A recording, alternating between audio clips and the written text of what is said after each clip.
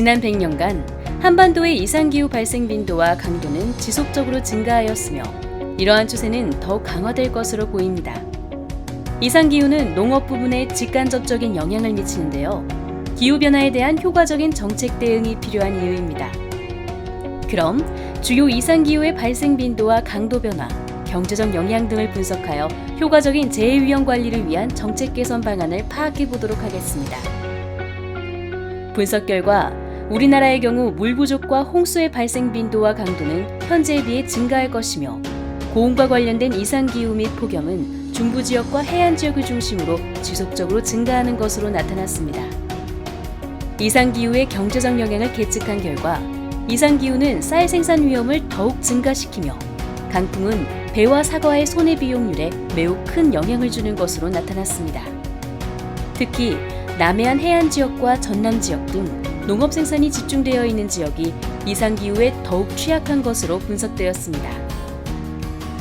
생산자와 소비자의 이상기후 대응 실태에 대한 설문조사 결과 농업인은 이상기후에 대한 인식과 관련 정보에 대한 접근성은 높았으나 활용도는 매우 낮은 것으로 나타났습니다.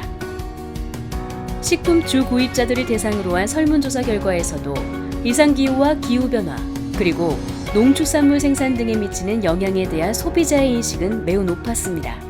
또한 농산물 수급 불안정과 관련된 농업 부문 이상기후 대응에 대한 평균 지불 의사는 현재 예산보다 큰 8,600억 원으로 나타났습니다.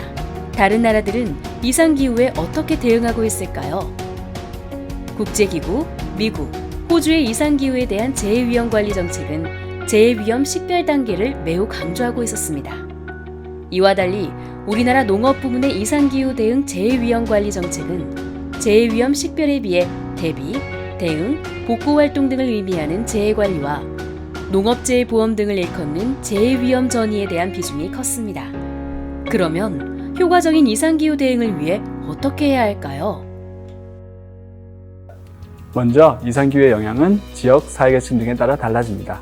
따라서 이상기후에 보다 효과적으로 대응하기 위해서는 각 지역을 기반으로 한 재해위험 관리가 필요하며 지역과 민간 그리고 중앙정부의 유기적인 협력이 필요합니다. 그리고 앞서 보셨듯이 기후변화로 인해 이상기후의 발생 빈도와 강도가 증가할 것으로 예상됩니다. 따라서 기후변화 적응과 재해위험 관리 정책의 긴밀한 통합을 통해 기후변화와 이상기후에 더욱 효과적으로 대응할 필요가 있습니다. 이를 위해서는 이상기후 관련 재해위험 식별에 대한 보다 많은 정책적 관심이 필요합니다. 이상기후와 관련된 재해위험 식별은 이상기후로 인한 위험과 비용, 그리고 이상기후에 취약한 대상이나 지역 등을 분석하여 보다 효과적인 재해위험 관리를 가능케 합니다.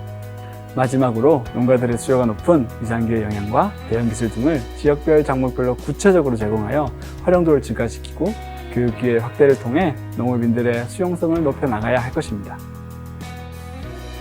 이상기후, 우리 농업의 지속가능한 성장을 위해 철저한 대응이 필요합니다.